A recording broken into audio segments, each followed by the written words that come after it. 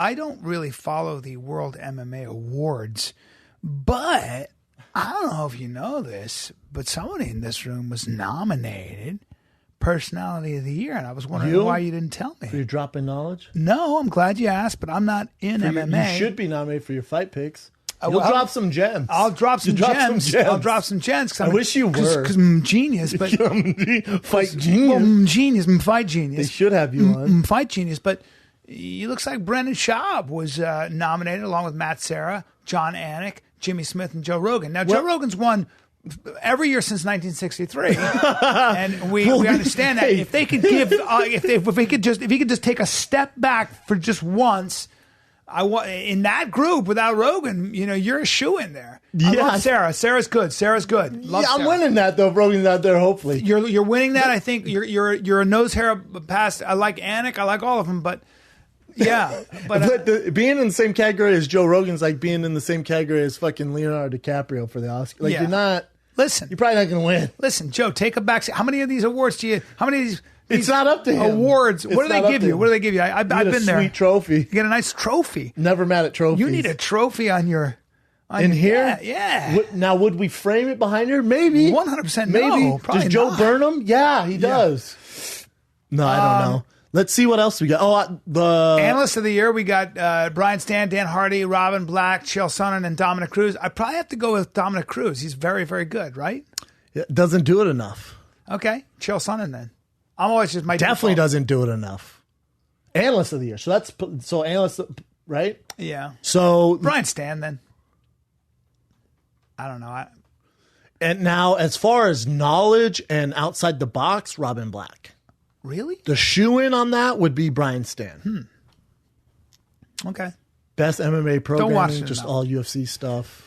Yeah, I don't care about that. Go up. Let's see let's just do fight of the year. What do we got? Well, we got fighter of the year. My take there is Donald Cerrone. And why is that, B? I just think he moved up a weight class and has won so decisively and knocked everybody out. Well, not. He's just on a winning streak, and he fights more than anybody up there by far. And How many times did he fight in 2016 compared to Cody Garbrandt and Stipe Miocic? They're probably all the same. So Cowboy's my boy. Yep. But fight of the year, not. Cody Garbrandt began 2016 unranked. Fought 4 times. Unranked. Knocked everyone out. Yeah. Unranked. Then beat Dominic Cruz, best of all time. pound for pound, greatest of all time. World champion, ranked number 1 in the world. Hey, real quick, let's just cover Cody Garbrandt's 2016. I'm going to say it again. Unranked, not in the top 15. Yeah. Ends 2016, the number 1 guy, ranked in the top 10 pound for pound. Yeah. Unranked in pound for pound top and world champion. And beats Dominic Cruz. Yeah. Now, I love Cowboy. Who's his best win? You know what, man? At 170. And Cody won the belt. Beat outclassed Dominic Cruz. You have a real point here. Now I may have to stand corrected, but can I throw one more thing in there? Well, now let's go to Stipe. Beats Verdum in Brazil to become world heavyweight champion. Yep. Then beats Alistair Overeem. Yep. Knocks him a very out. strange fight. But how about Conor McGregor with 2 belts? Well, Conor lost to Nate though in 2016. Well, but he also won. He came back and beat Nate at 170, and then dismantles in very quick fashion Alvarez. So you're talking about a 2-time belt winner now. But then again, it's a tough one, man. That's a very, very tight. The only thing is again, Cody Garbrandt. We know how great Conor McGregor is. We're just saying for this year, unranked to beating the pound for pound top 3. Yeah.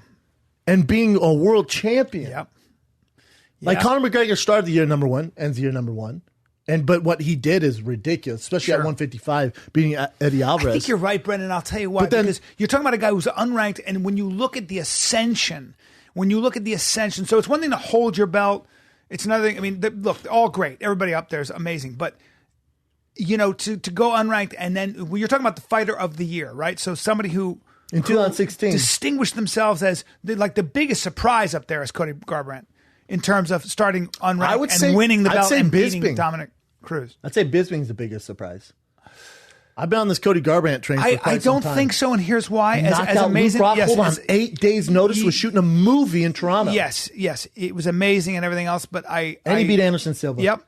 And he beat Dan Henderson. Yep. But I'm still going with. I think Cody Garbrandt is the one who came out of nowhere and to start unranked and to beat Dominic Cruz. Well, Cody's my pick, but I'm just saying. Think of Michael Bisping. Let's just go through Michael Bisping. I hear Let's you. go through his 2016. Beats Anderson Silva. Outboxed Anderson Silva in London. And almost got knocked out by Anderson. Came back. No. Did get knocked out. Yeah, and came back and won. Yeah. Then he beats Dan. Then he knocks out Luke Rockhold. Yeah. Knocks him out on an 8-day notice, shooting a movie in Canada. Knocks him out. Huge upset. Then you're like, all right, what's he going to do next? Then they give him Dan Henderson. Dan Henderson's last fight. He beats Dan Henderson and gets dropped 3 times by the H-bomb. Still beats him. Yeah. Yeah. Man, and he's also, it took him 10 years to get a title shot. God, it's a tough one, man. I don't know what I would do here.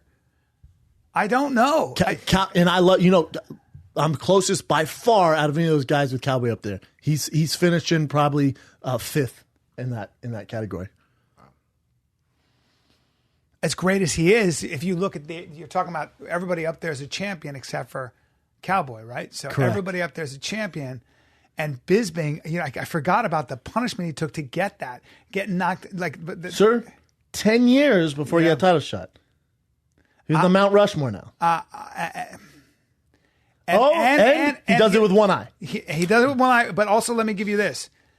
As you know, all due respect to the 135-pound division, you have more margin for error in that division as well. There's more depth at 135, though. Yep, but you have more margin for error, whereas at 85, you probably don't. And that's always my argument. Yeah, right? When I say pound for pound, guys. And he took serious beatings within the fights and came back and won. But Cody outclassed a pound for pound. He did outclass him. Great world champion. He didn't knock him out with a left hook as he came rushing in. No, he outclassed him. No. Got his dismantled him in his number. 5 rounds. Yep. Dropped him. We've never seen him be dropped like that before. Yeah. But then remember Stipe. Think about what Stipe's done, man. In that year, didn't we see that coming though? I mean, didn't we see? Did you? Yes, I think come we on, did. B. Don't be that guy. No, I'm not. I think we did. I think that Stipe was knock out Overeem to beat Mark Hunt. The worst he's ever been beat. Can I be honest with you? And that I won that bet. Yeah, but you won that bet. But I had. Listen, don't be this way. Oh no, no. I had going Stipe. Back? No, I'm not going back. You did that to me, and I took him and you on, still haven't paid on the me, by the way. You podcast still haven't paid me. because I had Stipe in that fight. Well, no, I had Stipe. From day one. I had him. Let's look and at you know his, why? Hold on. Let's look at his 2016. I knew would be clean. He'd be drug free. So he murks Andre Arlovsky. He murks Verdum. He murks Overeem. That's his 2016. Mark Hunt. Well, no, Mark Hunt's 2015. Okay. Yeah, I know that, but I saw it wasn't and that remember, hard. to your argument though, heavyweight has the biggest margin for error. Yes, I mean smallest margin for error. Yeah. And Verdum top 5 greatest heavyweights of all time. Overeem top 5 greatest heavyweights of all time. Arlovsky top 10 greatest heavyweights of all time. Alistair, though, in my opinion, when I was thinking about that fight, he was drug free because of USADA coming off a win streak, though. Yep, but he was still drug free, and I thought to myself, and Stipe, it was just his time. So I'm just making arguments here. Yeah. I think Garbrandt's it goes, the winner. I think it goes. Bisping? Yeah. Everyone, I think most people are picking Bisping. I have to go with Bisping. Because remember, like you're talking about Anderson Silva, you're talking about Dan Henderson. Finally, yes, they're older in their careers, but he took punishment. And you remember what Luke Rockhold did to him the first time they fought. It wasn't even a contest, and come back. And he did on 10 weeks' notice. Yeah. So I'm going with Michael Bisping. He's so unlikely the winner. 10 years, he's the champion. You got to give it up. It's just so incredible. You're going Bisping? And because he's older, blind in one eye. Yeah, I am. I'm going with Michael Bisping. Cody Garbrandt. I got Cody Garbrandt. Very close second. I got Cody Garbrandt. Very close second. Again, unranked. No, listen. So world champion, ranked in the top 5 pound for pound. It's a tight heat. Conor McGregor, 2 belts. Remember you took your boy Donald, though. Before all this. Yeah. Click on Donald's 2016. Don't get me wrong, Donald. And I love Donald, and I agree. I probably agree with you that Donald has to go in the 5th, only because as great as he is, as far as most game, it's a tight hit. Donald's fought once more than everyone, but he beat Alex Oliveira. The way he's killing these guys is great. So he beat Alex Cowboy Oliveira. He beat Patrick Cote, Rick Story, Matt Brown. You're not my fighter of the year doing that. I think Grant he moved up, but you're not. He's going to fight Jorge Masvidal. I think that's his next fight. Am I wrong? Yes, in Denver. That's going to be very, very interesting. I'm really excited about that fight. Masvidal is something else. What's your take on that? I mean, I'll break it down when we get there, but Cowboy in Denver, you're asking for a lot. Yeah. Cowboy beats him all day. Really? God, he should. Cowboy's so good. Not my fight of the year, though. No, listen, man. I'm going Friend Bisping. of the year, maybe. I'm going Bisping. Friend of the year? Yeah. But you're looking at Murderer's Row for that. Oof. I'm loving this. Okay, female fighter of the year. Amanda Nunes. That's not even a competition. There's no. She's just such Joanna had those fights, but there were decisions. Went through some wars and won. Doesn't matter. Yeah. I don't even know if we want to even argue this. Yeah. Amanda Nunes, think about it, she murked Miesha Tate, murked Ronda Rousey. Yeah. There's not. Breakthrough fighter of the year without a question, Cody Garbrandt, right? Yes. International fighter of the year. International fighter Michael of the Bisping, year. Obviously.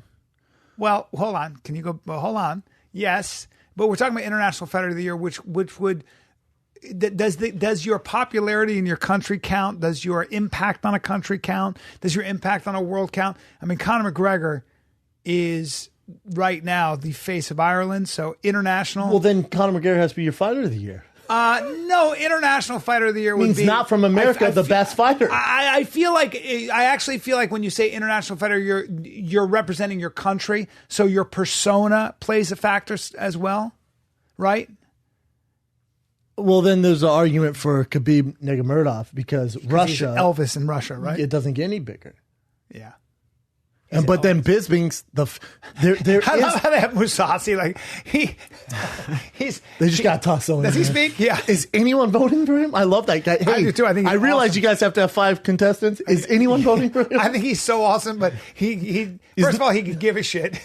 He's not even aware of any of this. Look, he's even bothered to take that picture for whatever that was for. He couldn't be more humble. Like just the way he holds his body. He's like, here goes another fight. Yeah, all right. I was going to fight.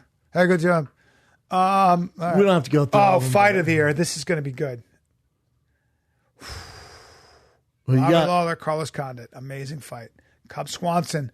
All these are amazing fights. Troy, amazing fight. All of them are going to be Michael amazing. Bisping versus Anderson Silva.